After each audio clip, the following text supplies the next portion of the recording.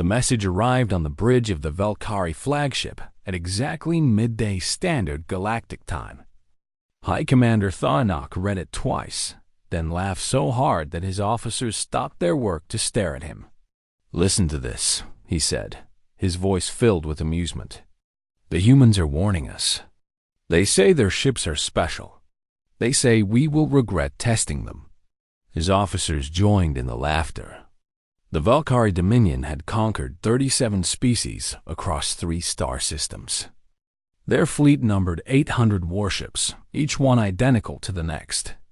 They were perfect machines of war, built in massive factories that produced one ship every 6 days. The Valkyrie believed in order, in sameness, in the power of numbers. And now these humans, these newcomers who had only discovered faster than light travel 50 years ago, were sending warnings. Ambassador Kevin Marsh stood in the center of the Valkyrie bridge, surrounded by aliens who towered over him by nearly 2 feet. He was a thin man with gray hair and tired eyes. He had spent 30 years as a diplomat, and he had seen many species make the same mistake the Valkyrie were about to make. "High Commander," Kevin said, keeping his voice calm and respectful, "I am asking you to take this warning seriously. Human ships are not like yours. Each one is unique. Each one is built around its crew. If you attack even one of our vessels, you will start something you cannot finish." Tharnok leaned forward in his command chair. His skin was pale blue, and his eyes were solid black. When he smiled, he showed rows of small, sharp teeth. "Ambassador, I have studied your species. You have fewer than 40 warships. We have 800. Your ships are small. Ours are massive. You have been traveling between stars for half a century. We have been doing it for 3,000 years. He spread his hands wide. "What exactly should I be afraid of?" Kevin looked at the High Commander for a long moment. He had tried. He had done everything he could. Earth's Stellar Defense Coalition had sent him here to deliver one simple message, and he had delivered it. "I have said what I came to say," Kevin replied. "The choice is yours now. But remember this moment, High Commander. Remember that you were warned." He turned and walked off the bridge, escorted by 2 Valkyrie guards. Behind him, Tharnok was already giving orders. 3 days later, a squadron of 12 Valkyrie cruisers jumped into the Kepler 442 system. Their mission was simple: find the human patrol vessel that had been detected in the area, destroy it, and send a message to Earth that the Valkyrie Dominion was not impressed by warnings. The human ship was called the USS Resolute. It was small compared to the Valkyrie cruisers, barely a third of their size. It had a crew of 47 people, led by Commander Lisa Grant. Lisa was 42 years old. She had short brown hair, green eyes, and a calm voice that never seemed to change no matter what was happening around her. She had been in the Stellar Defense Coalition for 20 years, and she had commanded the Resolute for the last 5, when her sensor officer, a young man named Danny Webb, reported 12 Valkyrie ships entering the system. Lisa simply nodded. "How long until they reach us?"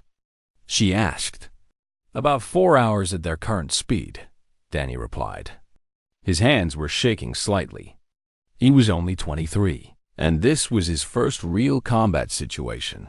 Lisa stood up from her command chair and walked over to his station. She put a hand on his shoulder.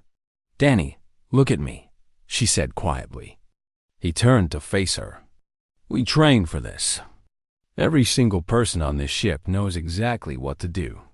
Trust your crewmates. Trust your ship. We built her together, and she will not let us down." Danny took a deep breath and nodded. "Yes, Commander." Lisa returned to her chair and opened a channel to the entire ship. "All hands, this is the Commander. We have 12 Valkyrie cruisers incoming. I know some of you are scared. That is okay. Being scared means you understand the situation. But I need you to remember something. The Resolute is not like any other ship in the galaxy. We built her. We designed her systems. We know every wire, every plate, every circuit. She is ours, and we are hers. So let us show these Valkyrie what that means. Down in engineering, Chief Engineer Nathan Cole was already working. He was a big man with thick arms and a beard that he refused to trim no matter how many times Lisa asked him to. He had spent 3 years designing the Resolute's adaptive shielding system before the ship was even built. It was his masterpiece. "All right, people," he called out to his engineering team. "You know the drill. I want all power systems at full capacity. Route the secondary generators to the shield matrix. And someone get me a coffee. It is going to be a long day." On the flight deck, Pilot Officer Amy Torres was running through her pre-combat checks. She was 28, with dark hair pulled back in a tight ponytail. She had been flying since she was 16, and she had a gift that nobody could explain. She could feel a ship. She knew what it wanted to do, how it wanted to move. When she sat in the pilot's chair of the Resolute, she stopped being a person flying a machine. She became part of the ship itself. Her co-pilot, a man named Greg Santos, looked over at her. 12-1 odds. Think we can handle it? Amy smiled. The Resolute and I have been through worse. Well, not really. But we have practiced for worse. That counts, right? Greg laughed despite his fear. That was Amy's gift too. She could make people feel better even when everything seemed hopeless. 4 hours passed quickly. The Valkyrie squadron surrounded the Resolute, their weapons charged and ready. The lead cruiser sent a transmission. "Human vessel, you are ordered to power down your weapons and surrender. You will be taken to Valkyrie space for study. Resist, and you will be destroyed." Lisa Grant sat in her command chair, her face calm, her hands steady on the armrests. She opened a channel to respond. "Valkyrie Squadron, this is Commander Lisa Grant of the USS Resolute. I am going to ask you one time, and one time only, to reconsider your actions. We do not want to fight you, but if you force us to defend ourselves, you will regret it. This is your final warning." There was a long pause. Then the Valkyrie commander responded with a single word: "Fire." 12 ships opened fire at once. The battle had begun, and nothing in the galaxy would ever be the same again. The first shots from the Valkyrie cruisers lit up the darkness of space like a dozen angry stars. Plasma bolts and energy beams raced toward the USS Resolute from every direction. It should have been over in seconds. 12 warships against one small patrol vessel. The math was simple, but the Valkyrie had made their first mistake. They thought human ships fought like everyone else. Amy Torres moved her hands across the flight controls, and the Resolute danced. There was no other word for it.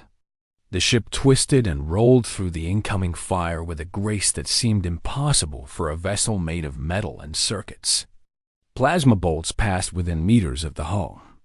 Energy beams cut through the space where the ship had been a heartbeat before. "Shields holding at 92%, Nathan Cole reported from engineering. His voice was calm, almost bored. "They are hitting us with standard frequency weapons. Our adaptive shields are already learning their patterns." In the command chair, Lisa Grant watched the battle unfold on the main screen. The Valkyrie were confused. She could see it in the way their ships moved, the way they kept adjusting their aim and missing. They had never fought anything like this before. "Amy, bring us around the bearing 270, Lisa ordered. "Let us see how they handle a ship that shoots back." "Yes, yes, Commander," Amy replied, and the Resolute swung hard to the left. Engines blazing. The Valkyrie commander aboard the lead cruiser was named Kethfor. He was a veteran of 37 battles, and he had never lost a single one. But as he watched the human ship evade his squadron's fire, he felt something he had not felt in decades: doubt. "How is it moving like that?" he demanded.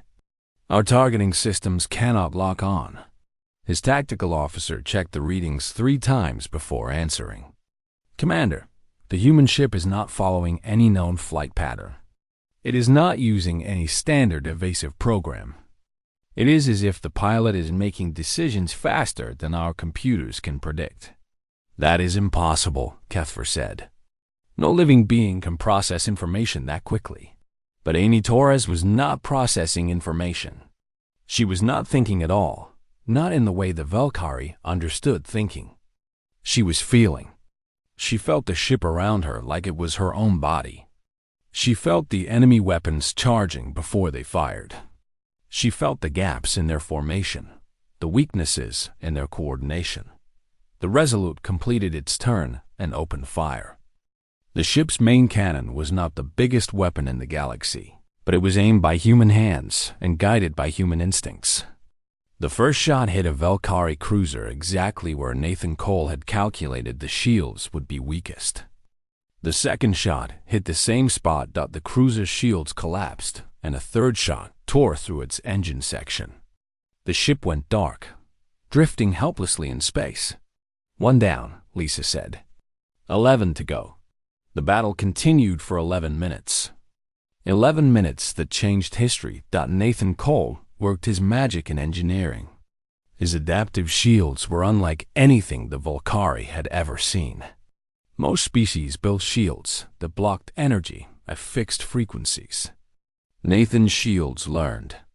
Every time the Valkyrie fired, the shields analyzed the weapon and adjusted. After the first few shots, their weapons were only doing half damage. After a few more, they were barely scratching the hull. Commander HFY, a Valkyrie officer, called out in panic. "Our weapons are becoming less effective. The human shields are adapting to our attack patterns." "Then change the patterns," HFY ordered. "We cannot, sir. Our weapon systems only have 6 standard frequency settings. The humans have already adapted to all of them."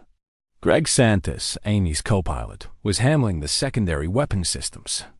He fired with precision, targeting engines and weapon systems rather than trying to destroy ships outright. Lisa had given clear orders. They were not here to kill. They were here to send a message.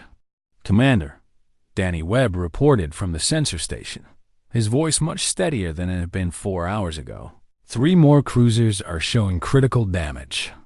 Their engines are offline." Lisa nodded. "Good. Amy, take us through the center of their formation.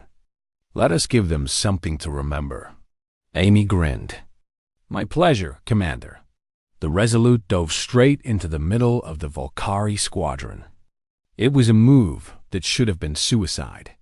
The Valkyrie ships turned their weapons inward, trying to track the small human vessel as it weaved between them. 2 of them accidentally fired on each other. The cruiser on the left took a direct hit from its ally on the right. Its shields, already weakened from the battle, failed completely. The ship began to break apart. "Cease fire! Cease fire!" HFY screamed, but it was too late. In the confusion, another Valkyrie ship took damage from friendly fire.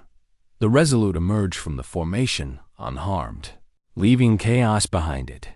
When it was over, 4 Valkyrie cruisers were disabled or destroyed. 3 more had significant damage. The remaining 5 ships pulled back, their commanders too shocked to continue the fight.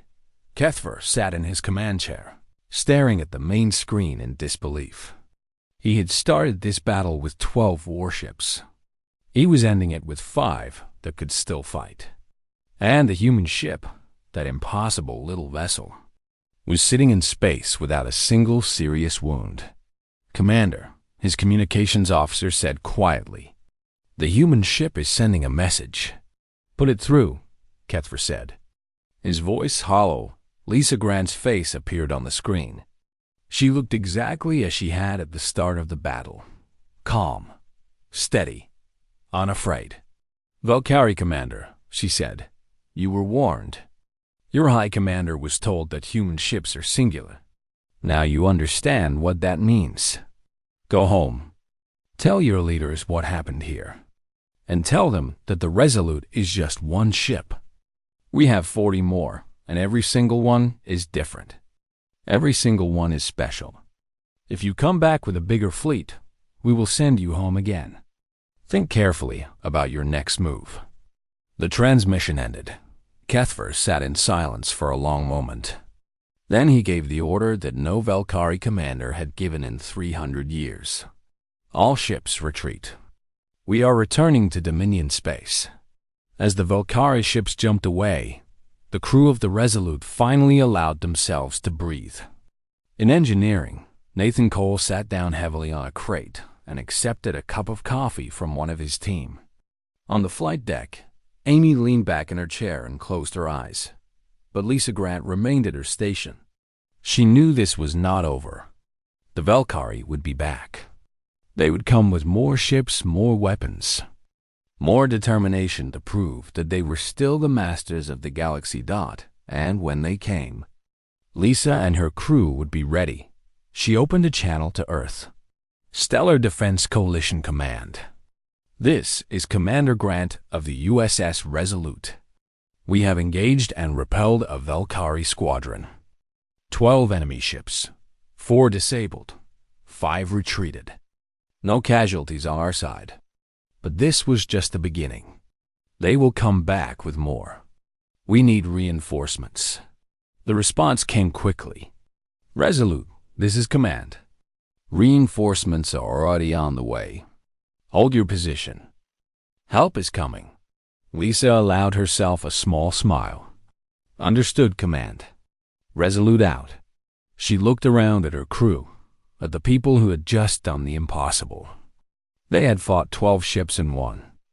Not because they had better technology, not because they had more firepower, but because they were a team, a family, a single unit working together as one.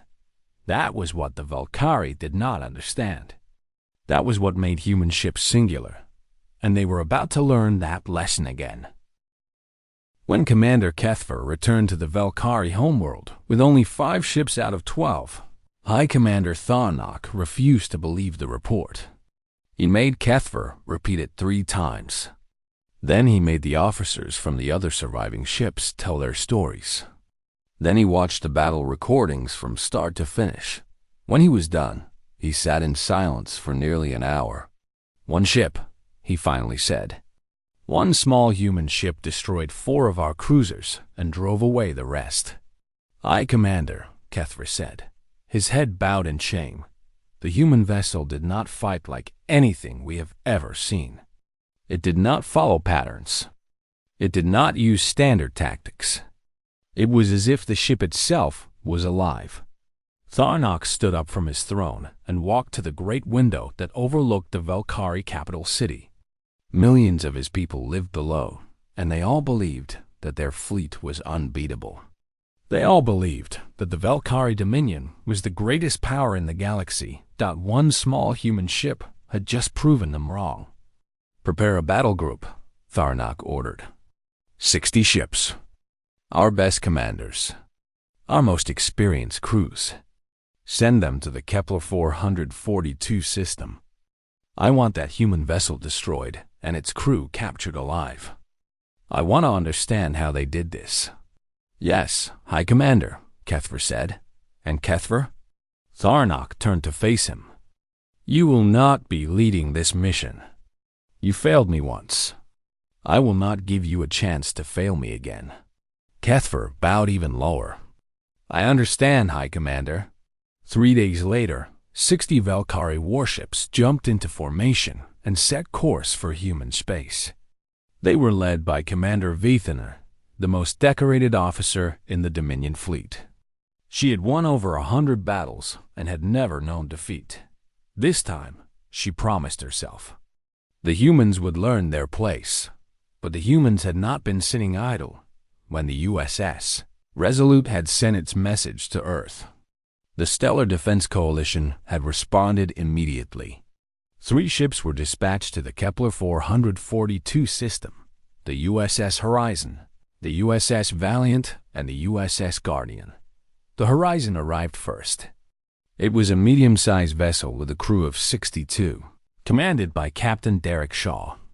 Derek was 39 years old, with a shaved head and a quiet manner that hid a brilliant tactical mind. Before joining the fleet, he had worked in intelligence. His specialty was information warfare. The Horizon looked like an ordinary ship from the outside, but inside it was filled with the most advanced electronic systems humanity had ever created. Derek's crew was made up of former hackers, code breakers, and intelligence specialists. They did not fight with weapons.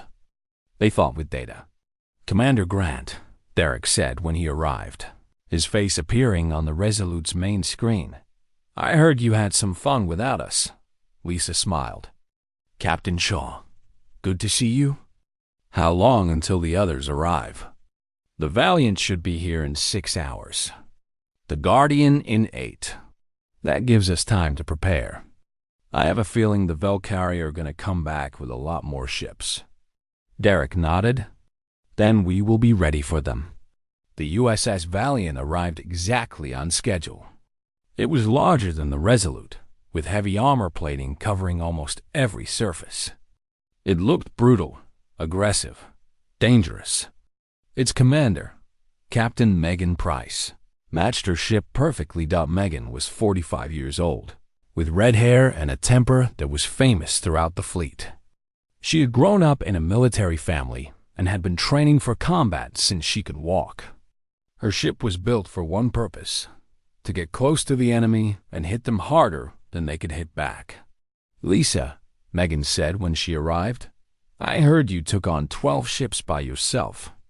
That was either brave or stupid." "A little of both," Lisa admitted.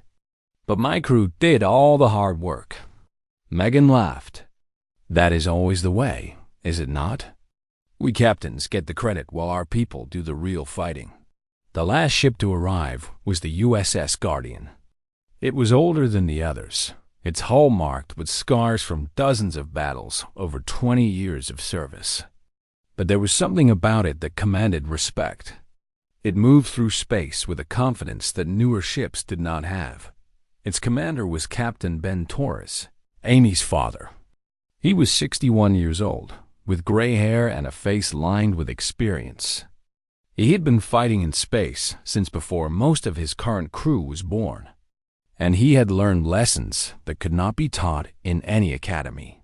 "Dad," Amy said when the Guardian took position alongside the Resolute. Her voice came through the ship-to-ship communication channel, and Lisa pretended not to notice the emotion in it. "Amy," Ben replied, "I heard you flew circles around 12 Valkyrie cruisers. I always knew you were a better pilot than me. I learned from the best." Ben smiled. "You learned from yourself. I just showed you where the controls were." The 4 ships gathered together in the shadow of a large asteroid, using it to hide from long-range sensors while they planned their strategy. Lisa Grant took command of the meeting, as she had seniority from being the first to engage the enemy. "Our scouts report that the Valkyrie are sending 60 ships. That is 5 times what they sent before, and 15 times what we have. Any ideas?" Derek Shaw spoke first. "We cannot beat them in a straight fight, but we do not have to. My crew has been studying Valkyrie communication systems. They use a centralized command network. Every ship receives orders from the flagship. If we can disrupt that network, their coordination will fall apart. And if their coordination falls apart," Megan Price added, "they become 60 individual ships instead of one fleet. We can handle individual ships." Ben Torres nodded slowly. "The key is to make them fight on our terms, not theirs. They expect us to run or to form a defensive line. We should do neither. We should attack." "Attack?" Lisa raised an eyebrow. 4 ships against 60? "Not attack to destroy," Ben explained. "Attack to confuse. The Valkyrie have never fought humans before. They do not understand how we think. We use that. We make them guess. We make them doubt. We make them afraid. There was silence as the other commanders considered his words. Finally, Lisa spoke. Every one of our ships is different. We do not fight the same way. We do not think the same way, and we do not give up. That is what Ambassador Marsh told the Valkyrie, and they did not believe him.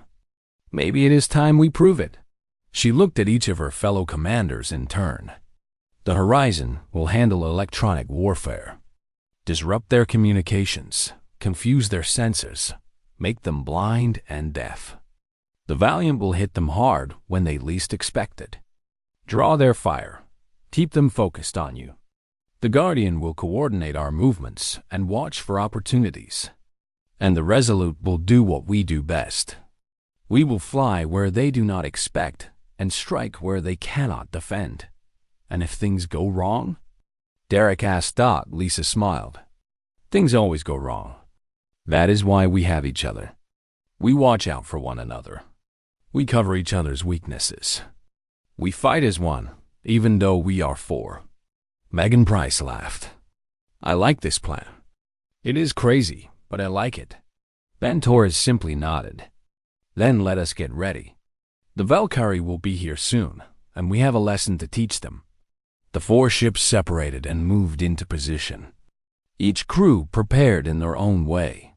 On the Horizon, Derek's team ran final checks on their electronic warfare systems. On the Valiant, Megan inspected every weapon personally. On the Guardian, Ben sat quietly in his command chair, remembering all the battles he had fought and all the lessons he had learned. And on the Resolute, Commander Lisa Grant walked through her ship, speaking to every member of her crew. She thanked them for their courage.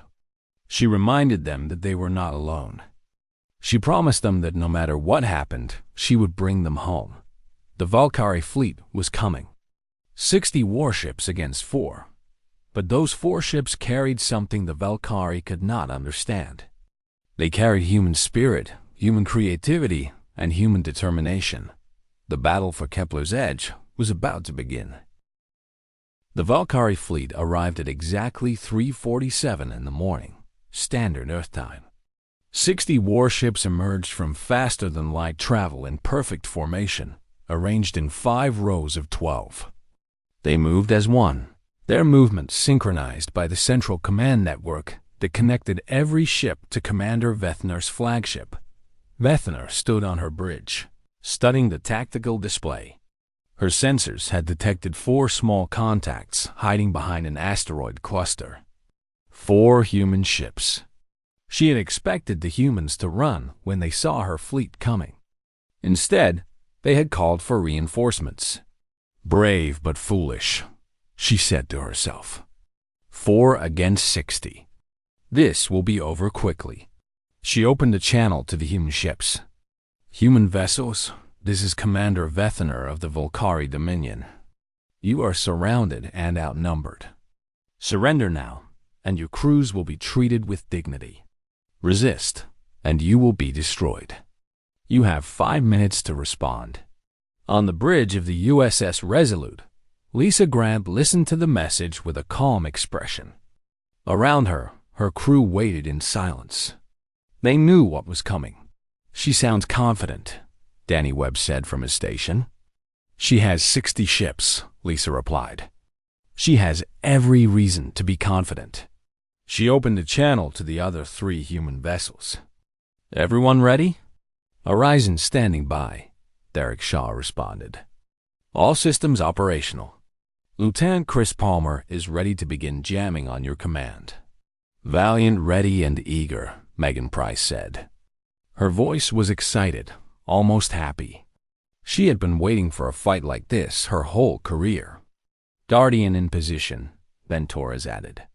His voice was calm, steady, the voice of a man who had seen too many battles to be nervous anymore. We are watching your backs. Lisa took a deep breath. Then let us show them what humans can do. Horizon, begin electronic warfare. All ships, execute Battle Plan Alpha. On the USS Horizon, Chris Palmer pressed a button. and chaos began. The Valkyrie command network had been designed to be unbreakable. It used 17 layers of encryption and was protected by the most advanced security systems in the Dominion. The engineers who built it had said it would take an enemy 5 years to find a way through. Chris Palmer and his team broke through in 6 seconds. They did not try to crack the encryption. They did not try to take control of the network. Instead, they flooded it with noise. Random signals, fake commands, contradictory orders. The network did not know what was real and what was false. On Vethener's flagship, alarms started screaming. "Commander, we are receiving conflicting orders from the network," an officer reported, his voice rising in panic. "Ships on the left flank are being told to advance. Ships on the right are being told to retreat. The coordination system is failing. Switch to local control," Vethener ordered. "Tell all ships to rely on direct communication only." "We cannot, Commander. The humans are jamming our communication frequencies. Every ship is alone."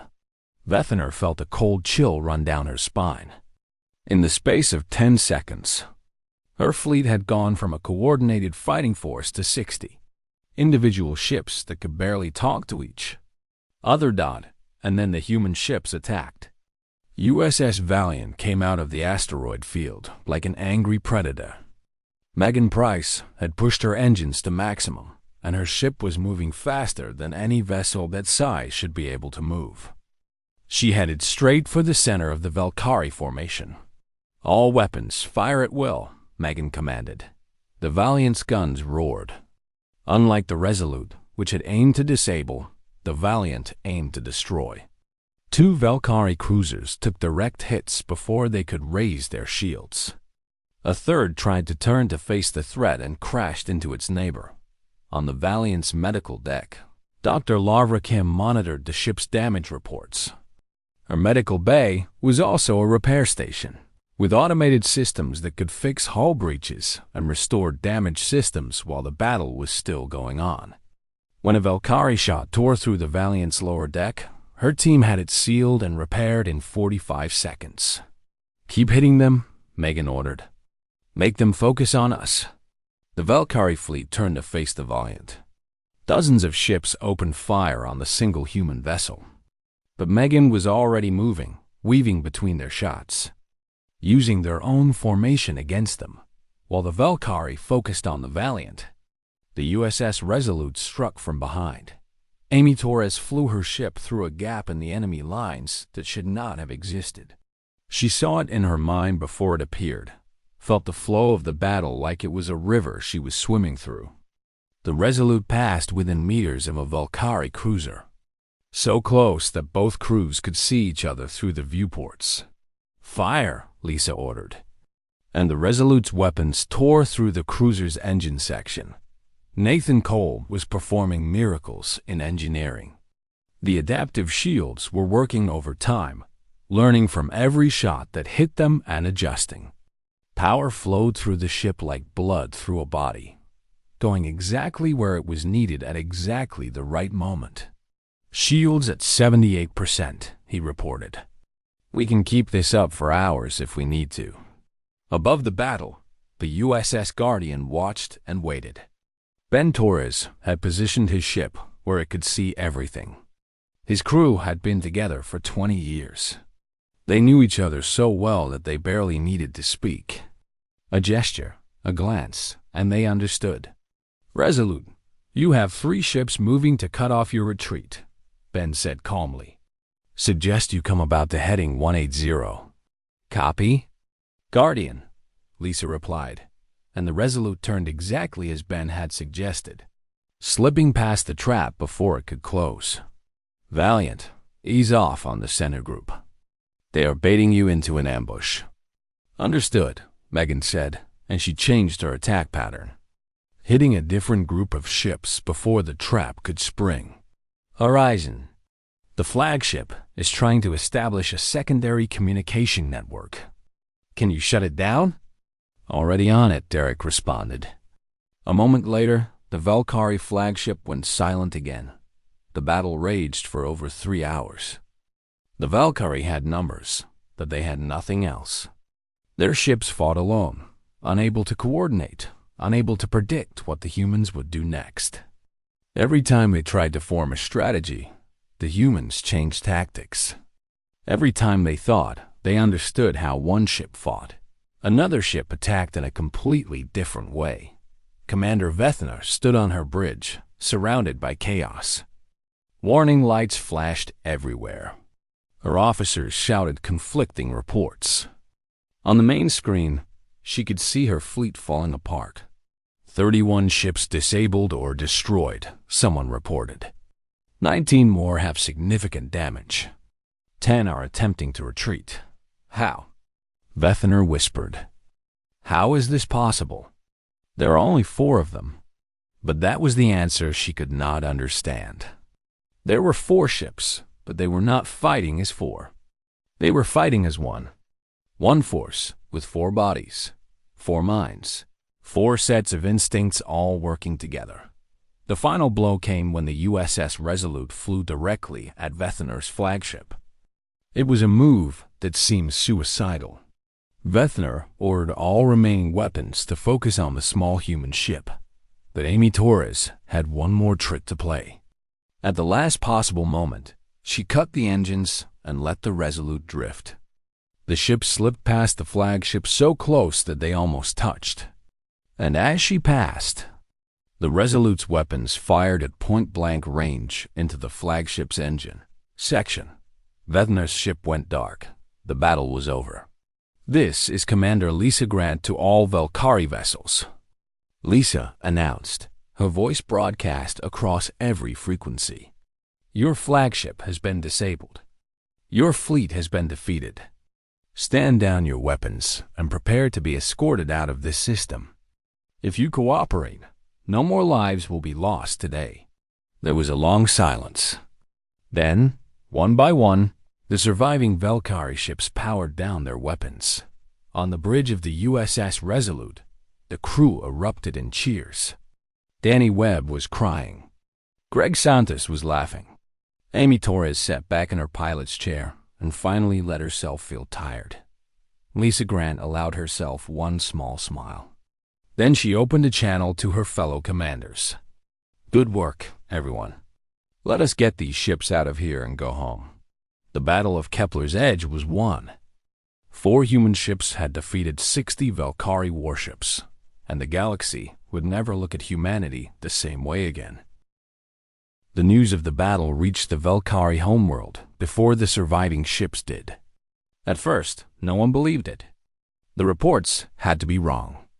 There was no way that 4 small human vessels could defeat a fleet of 60 Valkyrie warships. The very idea was impossible, but then the survivors came home, and they told their stories. High Commander Tharnak listened to every account. He watched every piece of battle footage that had been recovered. He studied the tactical data for hours, trying to understand what had happened. When he was done, he locked himself in his private chambers for 2 days. No one knew what he did in there. Some said he wept. Others said he raged. When he emerged, his face was pale and his eyes were hollow. Summon the Grand Council, he ordered, and send a message to the humans. Tell them I wish to speak with their ambassador. 1 week later, Ambassador Kevin Marsh stood once again on a Valkyrie bridge. But this time, it was not the bridge of a single flagship.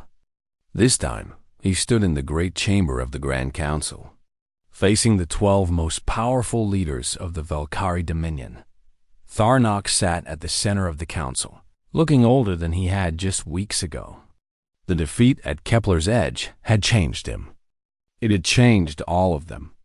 Ambassador Marsh, Tharnak said, his voice heavy with exhaustion, I have brought you here to ask a question. One question. And I want you to answer honestly. Kevin nodded.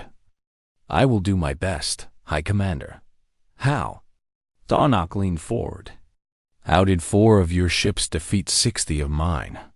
How did one ship, at the beginning, defeat 12? I have studied the footage. I have consulted our greatest military minds, and none of us can understand. Kevin was quiet for a moment.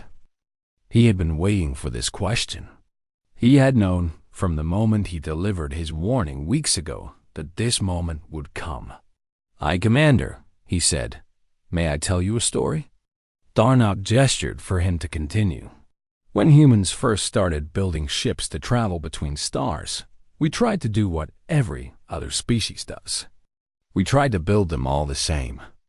Standard designs, standard systems, ships that could be produced quickly and efficiently. But we discovered something strange. Our ships did not work well. They broke down. They failed at critical moments. Our crews were unhappy, and our missions were failures." Kevin paused, gathering his thoughts. One of our engineers, a woman named Patricia Long, suggested something different. She said that instead of making crews fit into ships, we should make ships fit around crews. Let each crew choose their own systems. Let each crew modify their own vessel. Let each ship become a reflection of the people who lived and worked on it. The Volcari Council members exchanged confused glances. This made no sense to them. How could a military function without standardization? How could a fleet coordinate if every ship was different? At first, the idea was rejected, Kevin continued. It seemed too chaotic, too inefficient. But Patricia kept pushing, and eventually she was allowed to try an experiment. She took one ship and one crew and let them build it together from the ground up. Kevin smiled at the memory. That ship was called the Wanderer. It was ugly. It was strange. It did not look like any other ship in our fleet. But its crew loved it. They knew every part of it. They had built it with their own hands. And when the Wanderer went on its first mission, something amazing happened. It performed better than any ship we had ever made. Its crew worked together perfectly. They anticipated problems before they happened. They solved challenges that would have stopped any other vessel. He looked at Darnock. That was 40 years ago. Since then, every human ship has been built the same way. Each crew designs their own vessel. Each ship is unique. We do not have 800 identical warships. We have 40 ships, and no two of them are alike. But how does that help you in battle? One of the council members demanded. How can you coordinate if every ship is different? We cannot coordinate the way you do, Kevin admitted. We cannot have one commander giving orders to every ship. It would not work. Our ships are too different, our tactics too varied. Instead, we trust each other. Each captain knows their own ship better than anyone else in the galaxy. Each crew has spent years learning to work together. When we fight, we do not follow orders. We follow instincts. We trust that our fellow ships will be where they need to be, doing what they need to do. He took a step closer to the council. That is what you faced at Kepler's Edge, 4 ships that were completely different. 4 crews that had been working together for years. 4 captains who trusted each other with their lives. You tried to fight them with numbers and standardization, and you failed because you could not predict what they would do next. You could not predict it because they were not following any pattern. They were improvising. They were adapting. They were being human. The chamber was silent. Finally, Darnock spoke. You warned us. Before any of this happened, you came to my ship and told me that human ships were singular. I laughed at you. Yes, Kevin said simply. You did. I am not laughing now. Darnock stood up slowly. Ambassador, the Velkari Dominion requests a formal peace agreement with humanity. We will withdraw all claims to the Kepler 442 system. We will recognize Earth's territorial boundaries. And we will not attack any human vessel again. Kevin bowed his head. The Stellar Defense Coalition accepts your request, High Commander. We never want war with you. We only want it to be left in peace. I understand that now. Tarnock looked at Kevin with something that might have been respect. Your people are strange, Ambassador. You build ships that do not match. You fight without coordination. You trust each other in ways that seem impossible. But you have taught us something valuable today. What is that, High Commander? That there is more than one way to be strong. Tarnock turned to address his council. For 3,000 years, we have believed that unity means sameness. That strength means numbers. That victory comes from order. The humans have shown us that this is not the only truth. They have found strength in their differences. They have found unity in their diversity. And they have won a battle that should have been impossible. The council members murmured among themselves. This was a lot to accept. Their entire understanding of warfare, of strength, of what it meant to be powerful, was being challenged, but they had seen the footage. They had heard the reports. They could not deny what had happened. Back in the Kepler 442 system, the 4 human ships had gathered one last time before going their separate ways. Commander Lisa Grant had received word that she and her crew were being awarded the Silver Star, humanity's highest military honor. I hear they want to put my face on a recruitment poster, Amy Torres said. Can you imagine? My father would never let me hear the end of it. I think it is wonderful, Ben Torres replied from The Guardian. There was pride in his voice that he did not try to hide. You earned it, Amy. You all did. What happens now? Derek Shaw asked. The Volcari have surrendered, but there are other species out there. Other empires who might think they can take what we have. Lisa Grant looked out at the stars through her viewport. Somewhere out there, other species were hearing the story of Kepler's Edge. Other commanders were studying the battle footage. Other leaders were deciding whether humanity was a threat or an ally. Now, she said, we go back to doing what we do best. We patrol, we protect, we explore. And if anyone else decides to test us, we will show them the same thing we showed the Volcari. Which is? Megan Price asked. Lisa smiled. That human ships are singular. Every one of us is different. Every one of us is special. And if you threaten one of us, you threaten all of us. The 4 ships parted ways. The Horizon returned to its electronic warfare training grounds. The Valiant took on a new patrol route along the border. The Guardian continued its long journey through the stars, its experienced crew ready for whatever came next, and the USS Resolute went back to work. Commander Lisa Grant sat in her chair, surrounded by her crew, flying through the endless dark of space. They had done something remarkable. They had changed history. But to them, it was just another day, because that was what humans did. They built things. They fought for each other. They refused to give up. And their ships were singular, just as they had always been. Across the galaxy, the warning spread. It passed from species to species, from world to world, from empire to empire.